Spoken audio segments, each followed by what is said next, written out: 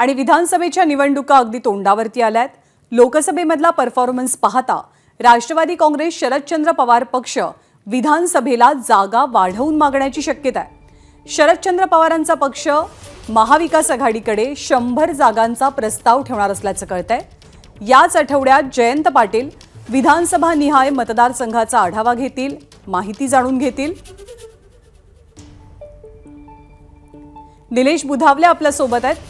Nilesh, pressure politics किंवा pressure tactics वाढलेले दिसतायत महाविकास आघाडीमध्ये। राष्ट्रवादी काँग्रेसची काय नेमकी भूमिका आहे जागांसंदर्भातली? ज्यांना लोकसभेमध्ये राष्ट्रवादी काँग्रेस शरदचंद्र पवार पक्षाने ज्या पद्धतीने कामगिरी केली आहे त्यावरून कुठेतरी त्यांचा जो स्ट्राईक रेट आहे तो जवळपास 80% आहे।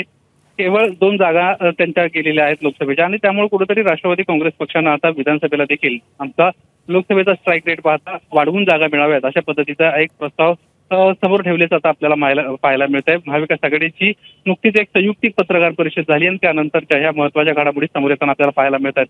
शरद पवारांना देखील कालच आपल्या सगळ्या पदाधिकाऱ्यांना या आठवड्यामध्येच जे काही आपण लढवू इच्छित असणारे विधानसभा मतदारसंघ आहेत त्याची माहिती द्या अशा पद्धतीचे आदेश दिलेले आहेत। जयंत पाटील स्वतः या आठवड्यांमध्ये विधानसभा निहाय माहिती घेणार आहेत आणि त्यानंतर पुढच्या आठवड्यामध्ये महाविकास आघाडीची कदाचित एकत्रित बैठक होऊ शकते आणि त्या बैठकीमध्ये जागांचा जो फॉर्म्युला आहे तो त्या ठिकाणी मांडण्यात येईल।